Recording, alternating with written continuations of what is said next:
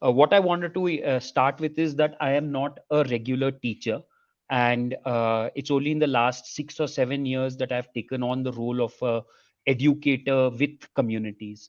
Before that, for the previous 24 years before that, I was working as a community mobilizer with rural communities in this particular region that I will be speaking about.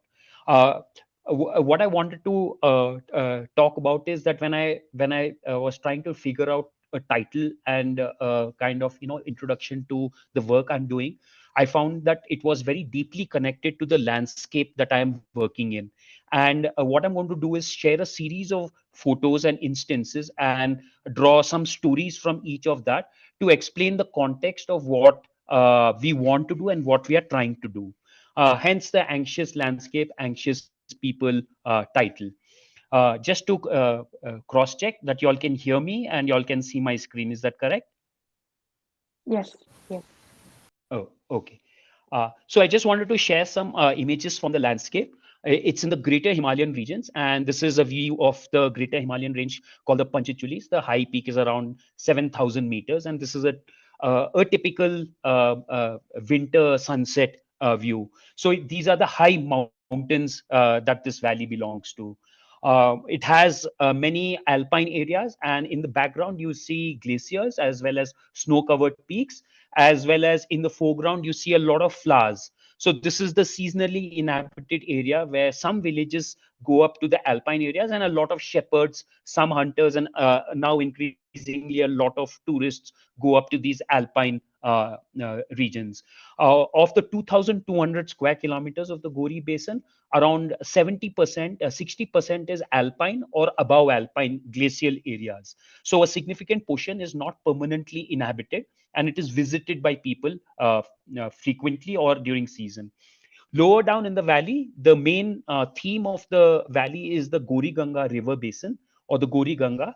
And this is an image from July 2013, just after the significant floods that happened in Uttarakhand during the 2013 episode. And what you can see here is a lot of lush green and a lot of farms that are alongside the river. And you can also see that on the right side, center and right side, the road is kind of disappearing into the river. It was washed away during those floods. We'll come back to this floods at a later point when we talk about climate change. There is a lot of seasonality. Four clear seasons. Winter, monsoon are the two prominent seasons, with extended 3 to 4 months. Then you have a short spring of about 2 months, and then you have a short autumn of about 1 to 2 months. So the seasonality is very clear, and this established seasonality of many thousands of years of the existence of this valley and the Himalaya is changing, and that is one of the causes for discomfort and anxiousness among people, the unreliability of what is going to happen. The habitat is across many zones. You have the subtropical uh, forest areas and the subtropical regions where the prime amount of agriculture is located. You have the cool and warm temperate regions, oak forest regions, and then you have the alpine regions, which I showed a photograph of above. Below, I mean, previously. And then you also have cold desert like conditions in some parts of the Gori Valley, characterized by dry weather and a lot of snowfall, but generally dry weather and a different kind of economy and ecology over there. This photo, though, is from Tibet, which adjoins parts of the valley that I will be speaking about. In terms of people, I'm not going to get into the ratios, but just to say predominantly rural with a very small percentage of urban population. Basically, the urban areas are really tiny and small, and they are forced urbanization in the sense that they are not urbanized because they are urban economies. They are still largely agrarian and rural, but they've been forced to become urban bodies because it is politically inconvenient to have rural areas, or politically and economically beneficial for some people to make it into an urban area. At the bottom of a valley is a small group of tribals called the Vanraji, who are less than 500 in population. They've been forced to become settlers of land from a hunter-gatherer existence about 30-35 years ago. Agriculture is the prime livelihood. It occupies about 70% of the population, though in terms of economics, it doesn't give back a lot. But the prime occupation of people is animal husbandry and agriculture. Just to give you some statistics about Uttarakhand and Himachal, just to go over the fact of what we are talking about. Agriculture contributes only about 10% to the state domestic product, but it employs about 64% of the people. If you look at tourism and the other industries, they occupy a lot more number of people, but a lot more contribute a lot more to the economy, but occupy a lot less number of people, which I think is very typical for most of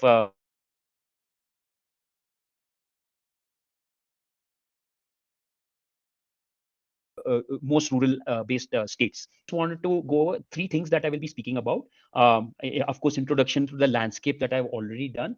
Then a timeline of significant events of the Gori River Basin, which is very connected to how people view themselves and their presence in the landscape and what they see as their past and their future. Very briefly, I'll touch upon some impacts on the youth, especially the new generation, and how and when climate change started to become visible in the landscape, and how the youth are responding or not responding to it, or how education is taking place. And in part 4, I'll just briefly touch upon what we are trying to do and how we are trying to reach out to address some of these issues. Uh, this is a map of the Gori Ganga River Basin. It is located in the northeast of Uttarakhand in the district of Pithoragarh. It is not the easternmost valley. To the east of us are the Dholi Ganga, as well as the Mahakali Basin. So we are kind of to the west of Pithoragarh district, but it's a north-south flowing river, about 120 kilometers flow length with an area of about 2,200 square kilometers. Just to go over a brief timeline, just to say this is, let me go over here. This is an inaccurate and incomplete timeline, not inaccurate, incomplete timeline of the Gori Valley, where I tried to put down major events that have happened or are significant in three or four categories. Those that are climate related, that is normal weather conditions, snowfall events, monsoon patterns. The second is natural disasters, which have triggered significant events. These could be floods, landslides, earthquakes. And in natural disasters, I also incorporate things that have happened in the recent past, where the causes may not be purely natural, what we attribute to climate change. The third is social transformations because of significant legal or state issues or anything to do where people have been per se directly affected, but those that are not necessarily to do with the environment. The fourth is socio-environmental decisions or socio-environmental events that where a social event resulted in a significant environmental change in the habitat. And the fifth is structural developments that have happened, the ingress of roads, the development of dams, or urban expansion.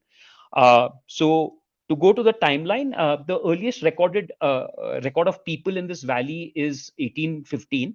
Though there are people who existed before that, it's just that there is no written history of those people, and it isn't recorded anywhere.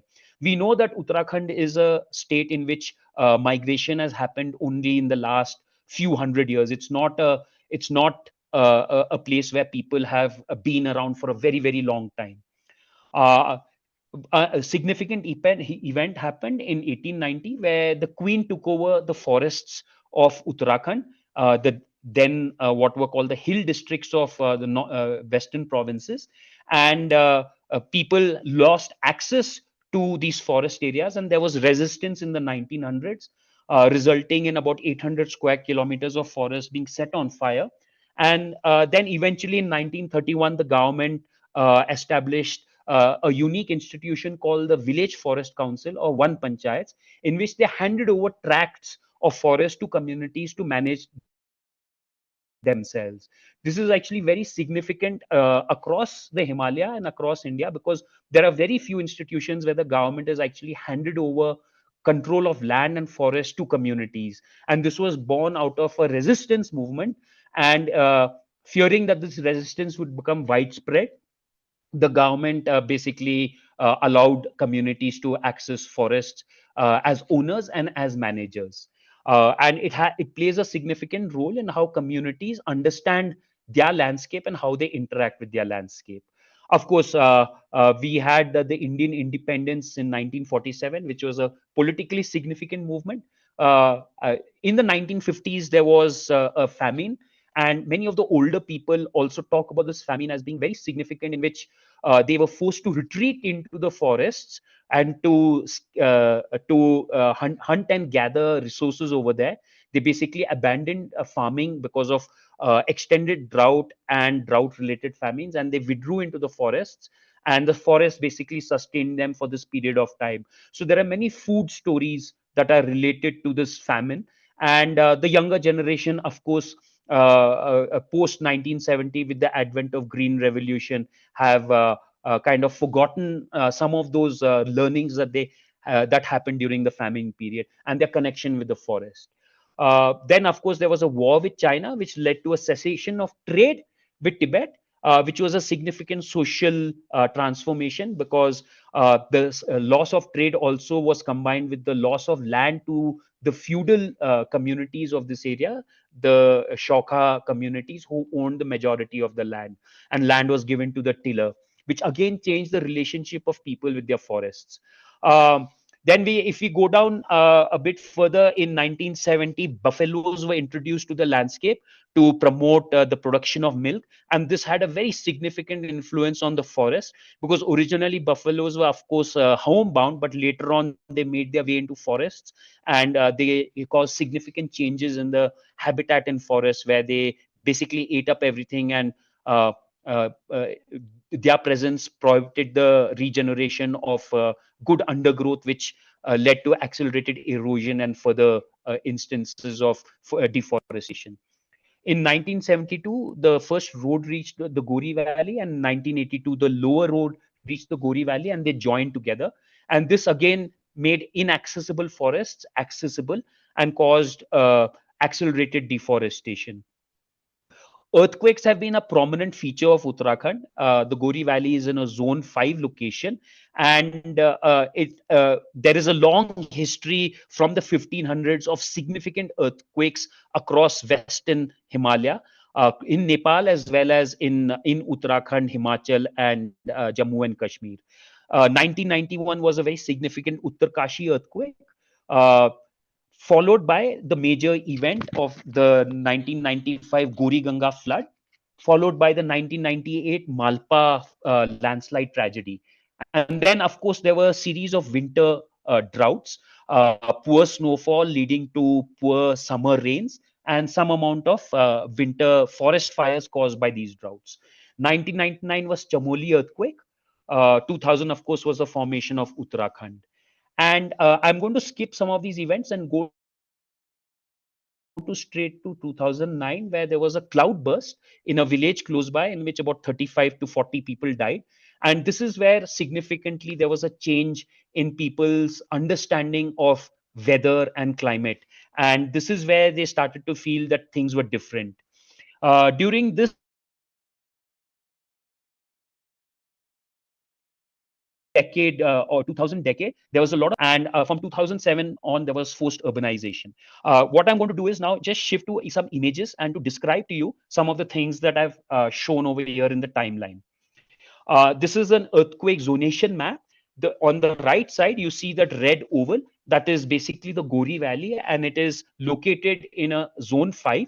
But not just that, the bottom of the valley is located along the main central thrust. That is where the two plates are basically joined, or not joined together, but have collided. That is the fissure over there. And then you also have what is called the Munsiari thrust, which located from the main central thrust 40 kilometers further into the valley. So it is a geologically very fragile area, and there is an expectation that in the near future there is going to be a significant earthquake. And the trend is that to the west of this area, there have been two significant earthquakes in Uttarkashi and Chamoli, and to the east of us in Nepal, as recent as 2015 and 2016, there have been major earthquakes. But Kumaon largely has not suffered a major earthquake in the last 100 odd years, and so that was in 1995 when I came to this particular valley. Earthquakes were the significant fear for people. It wasn't floods, it wasn't rain, it wasn't snow, it was earthquakes. Even this entire state of then UP and later on Uttarakhand was basically issuing guidelines on how to construct earthquake proof accommodation homes, and how to plan for what to do in case of an earthquake. And as we go further, you will see that this has changed quite a bit. In 1995, there was a once in a 100-year flood along the Gori Valley. There was extensive devastation, and permanently changes happened in the landscape. Very large landslides. A lot of villages that were located along the riverside were severely impacted. There was not significant loss of life, maybe 10 to 15 people, but a lot of animal life were lost. But what did change was how the river started behaving. At this point of time, for a few months, the entire valley was parts of the valley were cut off, right from near the glaciers all the way down to its junction confluence with the Mahakali. And today, people who were of age of, that could remember, and older people still refer to this as a very significant event. In fact, this particular village that you see has had to permanently shift away from here and abandon the village in almost its entirety. Of about 30 houses that lived there, only maybe two or three continue to live there, but that too only partially. And so they've all become uh, landslide flood refugees to nearby areas. They haven't gone very far. They've gone to live with other members of their family living in other landscapes, or they bought land elsewhere and settled down. In 1998, there was another Malpa tragedy, which is basically heavy rain triggered a landslide in a landslide prone zone, and about 250 people died. And because there were some famous people, this tragedy, of course, the number of people who died was significant, but because of famous people being part of the deaths, it received national coverage. This didn't happen in the Gori Valley, it happened in an adjoining valley. But the reason I've put it up here is because within the Gori Valley itself, there was some deaths of about close to 20 people, and entire hamlets were washed away. And even now, at this point of time, climate change wasn't part of the debate or the conversation. It was just an unfortunate incident that happens in the mountains. That was what people accepted it as. But this was when tragedies in the Himalaya and in Uttarakhand started to get national and state prominence. In 2009, between 1998 and 2009, there were some minor incidences, which I'm not going to speak about. I'm just going to go to the next significant instance. In 2009, there was a cloud burst in Munsiari Tehsil, again, not in the Gori Valley, but an adjoining valley, but part of Munsiari Tehsil, which is predominantly the legal framework for Gori Valley. There was intense rain. People called it a cloudburst, and two hamlets were wiped out. So at this point of time, people started to talk about climate change as being real. In between, there were a lot of people who were talking about dams and the impact of dams, and uh, the large scale road construction that was taking place, where muck was being dumped into the river, and it was causing flooding along the river of silt during the monsoon would have negative impacts. But in 2009, when this incident happened, at that time in local conversation, cloud bursts and climate change became a significant topic.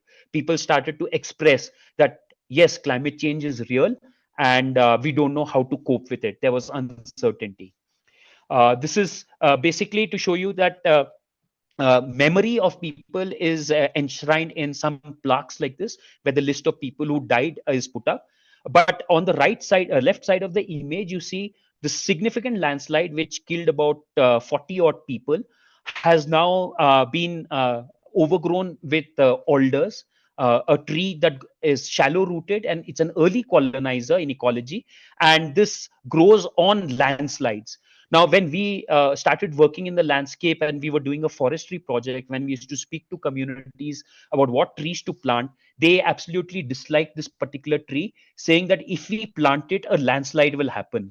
Whereas actually, if you look at the ecological process, it's the other way around. These trees grow where landslides happen. And in fact, they act as stabilizers, and they create an environment for ecological progression to take place. So the alders are a very what you call generous tree. They shallow rooted, they absorb water, they dry out the landslide, they impart a lot of nitrogen into the soil. They are a leguminous plant, imparting nitrogen into the soil, thus changing the environment and making it suitable for secondary the successive ecological plants to and other creatures to come into the landscape. So when we speak to communities about this, we try and draw out this process for them to help them understand that alder are actually a symbol of recovering landslide rather than a vulnerability. During this time, also on the Gori River, many projects, hydroelectric projects, have been proposed. And of the 100 kilometers flow length, 60 kilometers will be in either reservoirs and tunnels, and only about 75 rather, and only about the first 10 or 12 kilometers will actually be freely flowing. And these projects are designed as a consequence of the protests against the large Tehri and Narmada Dam, where large dams were fell out of favor, and a series or a cascade of small dams were being promoted. And over the last 20 years, we realized that this cascade of dams also are very problematic because they change the landscape quite dramatically. These are some of the impacts. Landslides caused due to research tunneling. Here on the right hand side, you can see a 50-meter dam, part of a series on the Dholi Ganga, where the entire river below it is dry, changing the ecological landscape entirely, and of course affecting communities that live alongside the river. They may not directly depend on the river, but they depend on the river for moisture, for suitable ecological environmental parameters to make their agriculture successful, etc. But here you can see that the entire landscape has been changed. And this next two images will show you what happens when a dam is built on a small river. So, of course, 2013 was a significant landmark event. As this picture is taken in 2009, where you can see agriculture land flowing down to the river. In fact, in the middle of the picture is also a primary school that is located on the banks of the river. And after the 2013 flood, you can see that the small 5-meter barrage impounded the river. It was a flood, whether the dam was there or not. But what this impoundment did was it basically blocked the river from its natural flow for a few days, and it exploded. And then downstream, one school and a few village homes were washed away. And this situation remains now, that rehabilitation hasn't taken place. This river is permanently affected by that one 2013 incident. This is again just a close up of the dam before and the dam after. So you can see that significant damage. But 2013 also changed how people view natural disasters. For the first time, because of Kedarnath being very prominent, people felt that now there was much more insights into what was happening, and many more reasons were attributed. But one of the significant reasons was the fact is that the climate has permanently changed, and now we can expect many more instances like this. And this was the first the second major instance in which flood relief and rehabilitation became buzzwords for people working in this landscape. Before that, it was the local community that just watched out for themselves, and at best, the local administration would step in because the scale was very small. What we have to also understand over here is that at these points of time, for many months on end, schools were closed.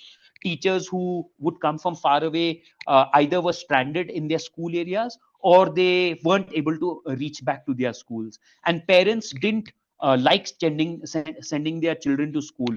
Even primary schools are supposed to be close by, but that also involves some amount of walking in sometimes across dangerous terrain. Whereas higher secondary and senior schools and colleges were located much further away, meaning that students were facing much more difficulties. In this particular instance, I spoke to a colleague of mine who had 2, 3 children in preparation for this talk, and I asked him, "What is it that you did to secure your children?" So he said, "As soon as we knew there was a flood happening, we sent them away to what we thought was a safe spot, to some relatives elsewhere." And that is what most people do in response to impending threat, that they send their children to some seeming place away. But in many instances, the women children, especially women girls, young girls, also are required to take care of animals and to take care of their home. Less so boy children, and more so girl children. So in many instances, girls have stayed back with their parents to take care of the family home, and also face up to the threat that is around them. Forest fires have been known from Uttarakhand, but almost all of them, there is very little evidence that forest fires are natural in the Himalaya. Maybe a rare instance of lightnings striking trees and causing a fire, but usually lightnings are not dry season lightning. They are accompanied by thunder showers and rain soon to follow. But the most significant factor for forest fires in Uttarakhand and in the Himalayas are humans. They set fire to forests, but they can only set fire to forests in appropriate seasons. In dry weather, that is winters, either for hunting or for grass clearing or generally mischief. But again, what has significantly changed in the last 15 years is that we have increasing dry spells.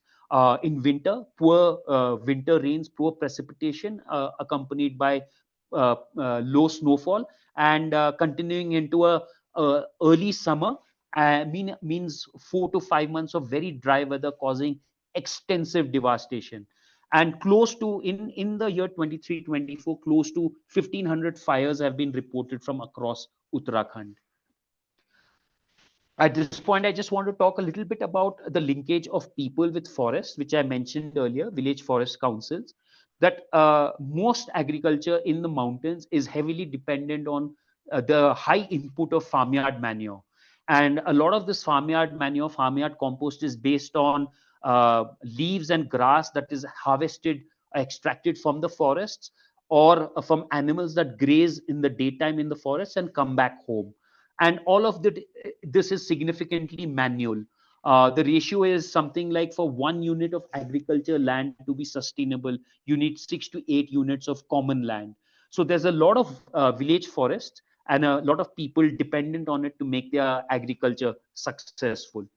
This is just to show you the transportation of farmyard compost to farms and orchards. Even orchards that depend on chemical fertilizers and pesticides have significant amounts of farmyard manure being inputted to make their orchards successful. Uh, Crop depredation has always been a known phenomena. And in this image, I just want to show you that people will try anything. Historically, what happened was that entire communities farmed together. In the sense, they farmed their private land together, but they collectively protected their land. But as more and more people have abandoned agriculture, you have a lot more fallows. So individual families are forced to protect their small plots of land.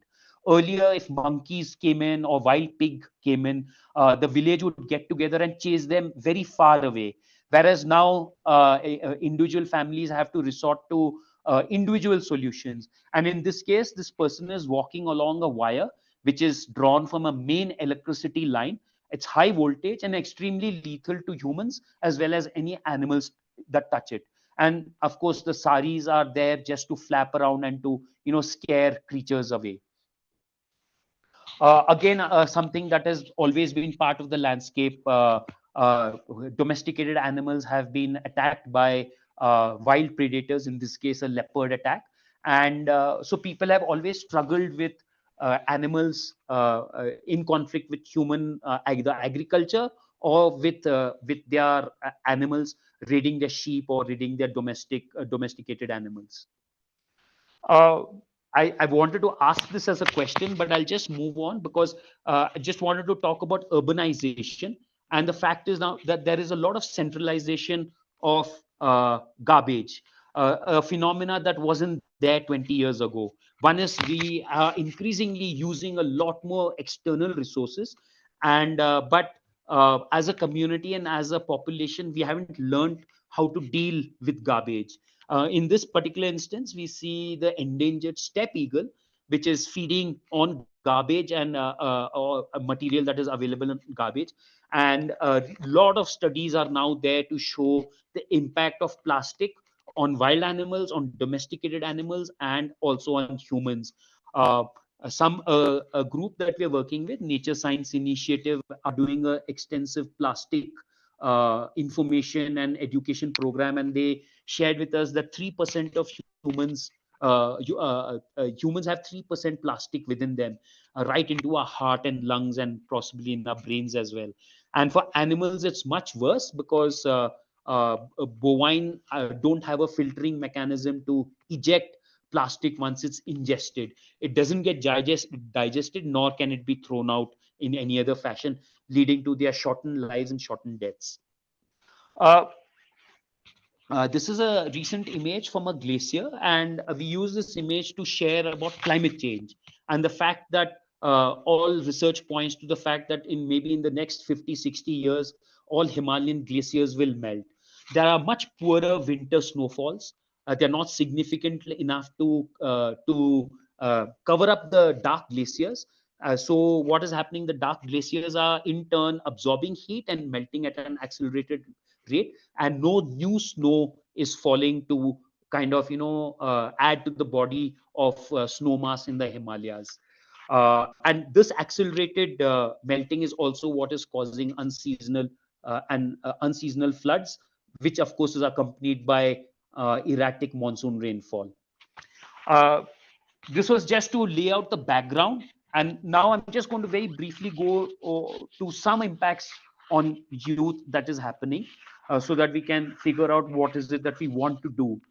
uh, so earlier, schools were located close by, or children didn't go to schools. Earlier also, of course, there were many instances of animal attacks on humans, but in the recent times children are affected by many things. Leopard terror shutting down schools in a village for many days. This is just one news item. There are many. If you just search for schools closed due to animal attack, leopard attack, you'll find about 8 to 10 instances in the last 2, 3 years. Uh, Red alerts due to rain causing schools to get closed. Earlier, a couple of years ago, schools had the liberty to shut their school down based on any local phenomena that was happening. But now it's all centralized. The district headquarters informs schools and they're forced to shut. In the last 3, 4 months of the monsoons, schools in Munsari have been shut for a total of 15 to 20 days. Sometimes justified, and sometimes just because there is a scare, and it's very difficult to judge whether this should happen or not. But what impact does happen is many children are left without being able to complete their studies in school, and at the same time the schools also have to catch up with curriculum, and they hurry through it. So right now, us as external facilitators, when we want to work with these schools, we are not able to get a slot because they're still coping with their normal curriculum. uh, it's the question we asked is, what did you do earlier when there weren't schools? But of course, that's many decades ago, and very few people are able to say of a time when there weren't any schools in the neighborhood. There are some modern threats. Post Corona, what we know happened is that children were forced to get online. They forced their parents to buy smartphones. The governments issued subsidized smartphones to schools, and they also insisted that in times when children cannot come to school, that the classes should be conducted online.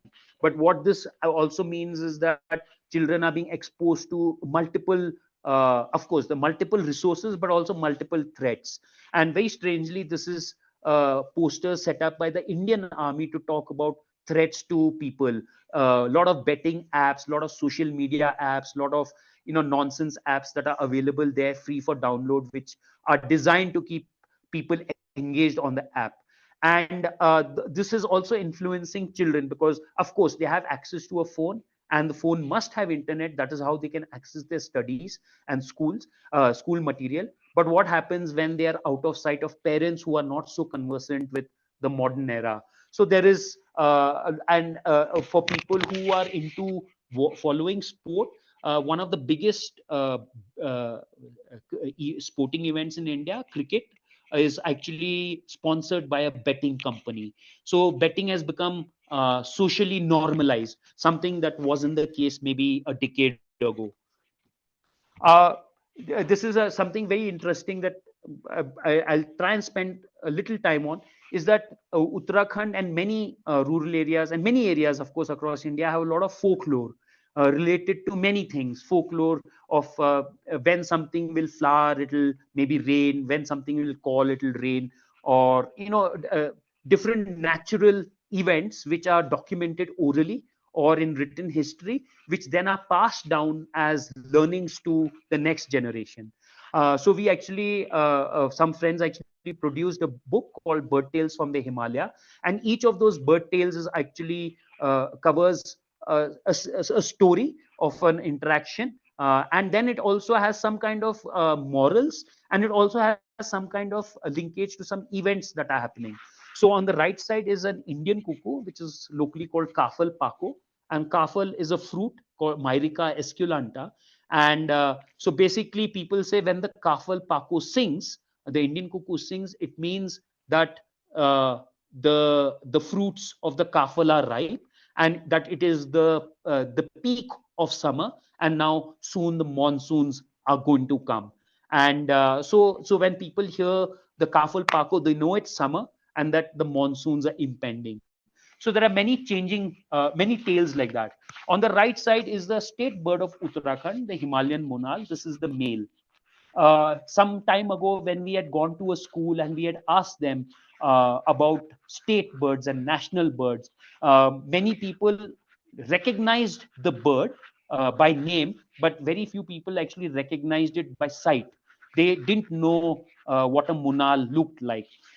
There is popular imagery of the peacock or the peafowl, the Indian national bird, but within the state, if you ask them to describe the rhododendron flower, the state flower, or the state bird, or the state mammal, they know it by name, but they don't actually know what it means and what values are ascribed to that particular bird or flower or mammal. So I'm going to just change to now to the last part, to some things that we've been doing or trying to do. And this is just it's a very generic kind of thing. We are doing a lot of school outreach where our group, my group, is working in collaboration with Nature Science Initiative, who have a program called Nature Vidya, where they work with recruit schools and get them to work on toxic plastic waste, knowledge of plastic waste, and how to manage plastic waste and how to reduce plastic waste. The second aspect that they are working on is on sustainability, figuring out how to reduce consumption and how to use the resources that we are generating for something else, how to do composting, how to make non-chemical based soaps, etc. And the third is biodiversity education, basically looking at a few taxa which are found around school. In this particular school intervention, we are working at two or three levels. One is direct engagement with children. The second is with teachers, without who the children, we won't be able to work with the children. The teachers have to have a better understanding, deeper understanding, their own growth, so that they can incorporate it into the normal curriculum that they do. And then also the third is to support schools with resources, with time, because teachers in the primary schools and in some of in the schools till class 8 and class 10 have multiple responsibilities. They're responsible for midday meal, they're responsible for maintaining the campus apart from teaching, and many of these schools are understaffed. If you go to urban schools, you'll find them overstaffed because everyone tries and gets recruited to or posted to a urban school, whereas in rural schools they are usually short staffed.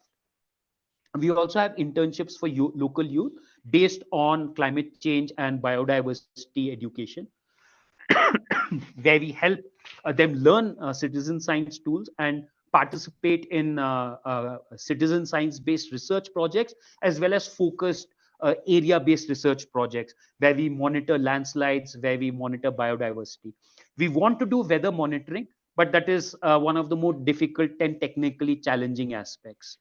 We have a lot of ongoing research in which we expanded to include people from the community, and the community people, by community we also mean specific schools, and a community is located next to a school as well. This is a program recently done with the Nature Science Initiative, where they're basically talking about plastic and the impact of plastic. Uh, we also are trying to produce locally relevant material or access material that is accessible to local communities, that is produced in Hindi, and using these hands-on tools, working with community people to either explore biodiversity or to do some fun science projects, rearing of butterflies and moths at home, or just exploring their landscape around them, doing small biodiversity or landscape projects.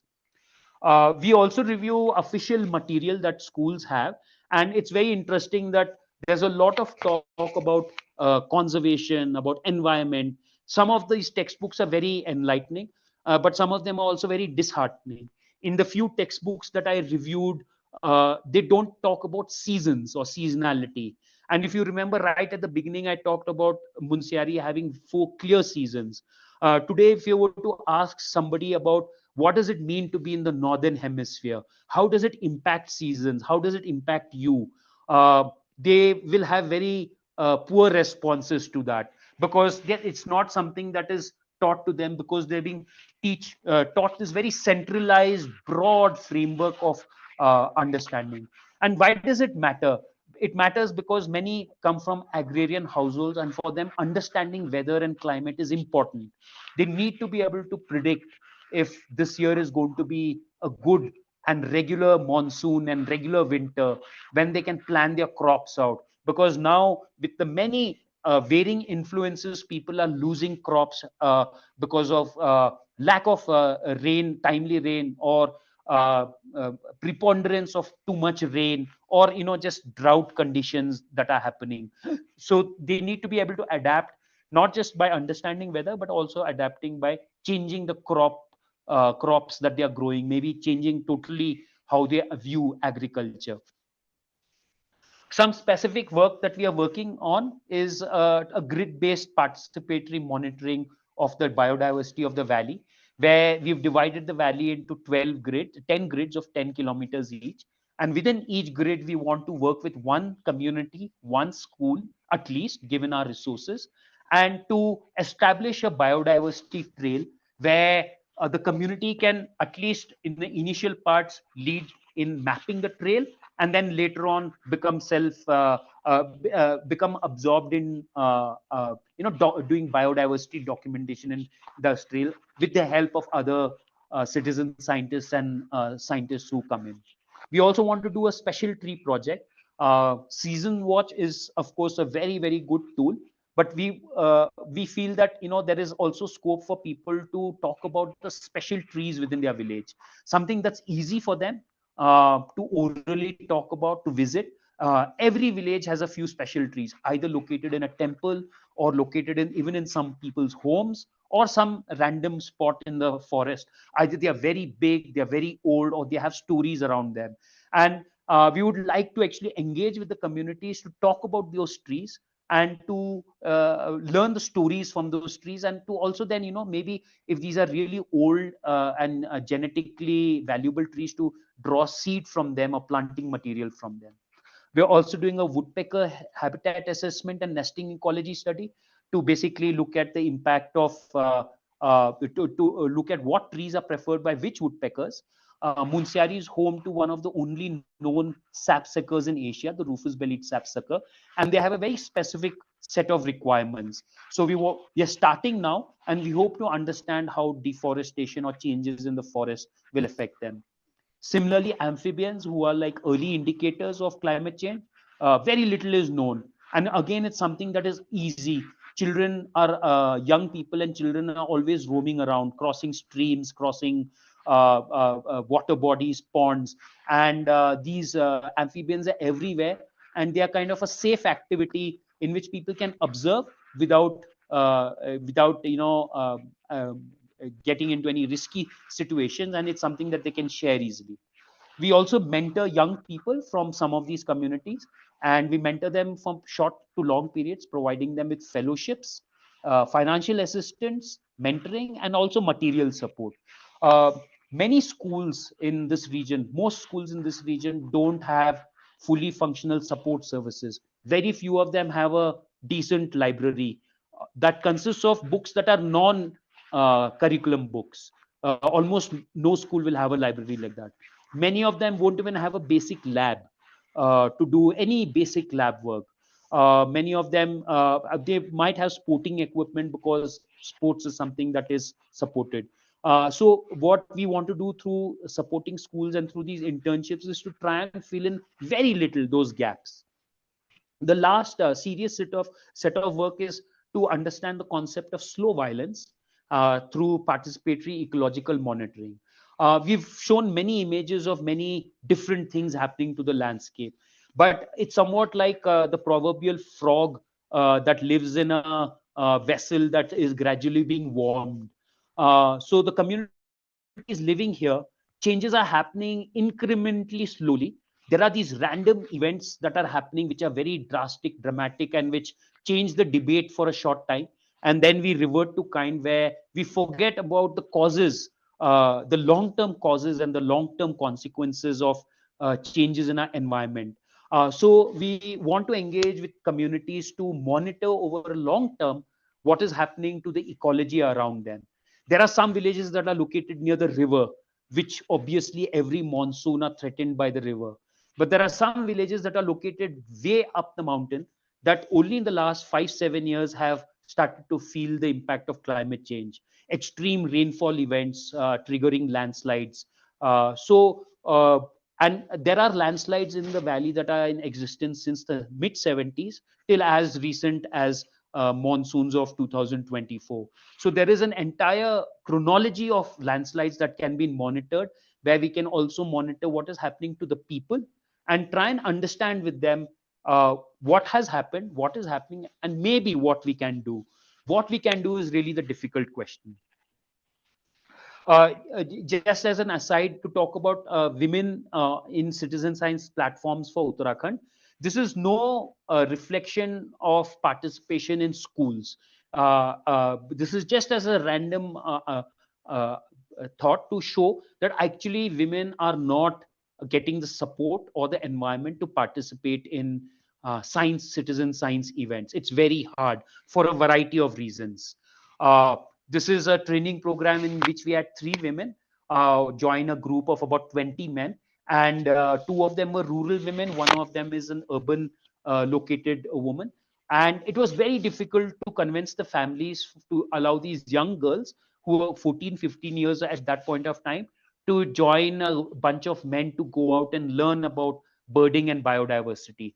But it just so happened that in one of these instances, we documented a rare bird, and people in these image, their names came out in a news article, and a paper science journal letter was written with their names included. So it also became a school recognized a school basically provided some recognition for the children who were involved. uh, so this girl was part of that group, but that day her parents had prevented her from coming, and she was very upset. And later on, once the family became a little bit more confident that the group that is working with them are going to create a safe environment, it became easier for her to come out and work with us on learning about nature and to become a nature guide. But it didn't stop there. This is just an example, one example that I'm sharing. We also helped her get a long-term fellowship where she got material, a camera, binoculars, books, mentoring, which is probably the most significant time where experts and senior people spend time with her to help her upgrade her skills and to also learn from her about her landscape. And finally, to also provide her opportunities. So today in her college, she's kind of a leader, youth leader in biodiversity and nature. And we hope that she can translate a lot of these learnings into now expanding her knowledge about climate change and taking on this role as a climate change educator as a member of her college community. I just mentioned this about participatory ecological monitoring. I'm going to skip this because I just said it previously. But what I wanted to share over here is that understanding weather is very tricky. We don't have tools. We only rely on what we are remembering. Accessing weather stations is very hard. They're expensive. Communities cannot, at this point of time, communities have better use of any funding they have, and we don't have the funds to help install weather monitoring. But it's an essential part of understanding, because unless we have data of what's happening on a day-to-day basis or on a annual basis, how can we even talk about what had happened or what is going to happen? uh, uh, Scientific studies say that for weather monitoring to be predictable and to have analysis, you need to have one weather station every 20 square kilometers. Pithoragarh district is 5,500 square kilometers, and there are less than 10 publicly accessible weather stations. And even those publicly accessible weather stations probably have data that is not properly accurate. So this is something that we are struggling with, and at best what we can do is to get people to journal the situation in that particular day, whether it was sunny, whether it was rainy, how much did they think the rain was about, what was some indicators of how high the river was flowing, maybe to take photographs to describe the data that they have.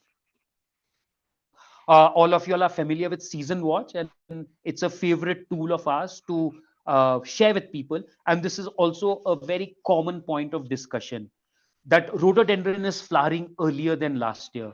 Wild pear is flowering in winter when it should flower in spring.